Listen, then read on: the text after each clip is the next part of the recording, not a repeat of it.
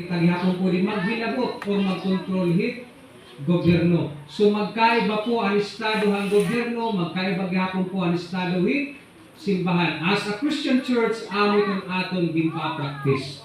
Kung ano man ang aton makita ng mga lapsis nila, ang atong ginbubuhat, diri kita nagrarami. Yeah. Diri kita nabanat ng mga social media. Diri kita nagnininaw-ngaw di daha kalsada na amo ni nakawo ang atong ginbubuhat na ano kita Ginoo ginaampo naton dira nakagampiran ka araw hindi ko magdumara hain naton makikita itong atong supporting verse kita 2 Timothy di pa ko nawali highlights pala ini 2 Timothy Intro pala. kita anong nakabutang bidaon 2 Timothy the book of 2 Timothy chapter 2 No, 1 Timothy chapter 2, 1 Timothy chapter 2, verse 1 and 2. Ika na doon. In the book of 1 Timothy chapter 2, verse 1 and 2, nasa po lang Ginoo, I exhort. When we talk about I exhort, I encourage, I urge, I command, therefore, that first of all, what? Supplications, prayers. Another one is intercessions. Next, and giving thanks be made known for all men. Ano pa in verse 2? For kings and for all that are what?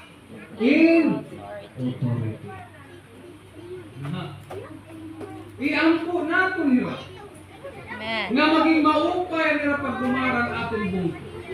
Tagaan nila mga kabuktuan po hinkaaraw for all kings, for all that are in authority, that we will live a quiet and peaceable life in all godliness. Notice the word, in all godliness. And next is, and honesty. Hino ang mag-a-apply nila? Kita, mga Christian. Kita ang maarang tulong nila. Pray for them. Another 3 years. Another 3 years nga aton na gaampo ang Ginoo. Yan po natong gihapon ng aton mayor nag-message sa niya sekretary akon. Dire ko ni makakaten kay ato yung nahasagdaw ka. Kapag lumakat kay mayor. Pwede pa no? So, namatay kasi ang satay ni Rebecca. So, kakulot laging lubog. So, nag-message sa akin, nag-sorry ko ng pastor, nakakapin ni Mayor. Kaya tungod, malaya pala yung commitment na dapat natin ang PJ. So, pray to our Mayor, pag-iapon natin ang atong Vice Mayor. Ang atong Vice Mayor, ito. Attorney GC. Ano yung tinulungan na? Ito GC. Jesus. Junior. Jesus, karanakan. Then, ang aton mga walong na mga nagdaog na mga municipal councilor na natin. So, church, pray for them. Pray for them. Pray for them. Support them. Pinagi kami mo pagpakita kung anong programang gobyerno, supportahan ka.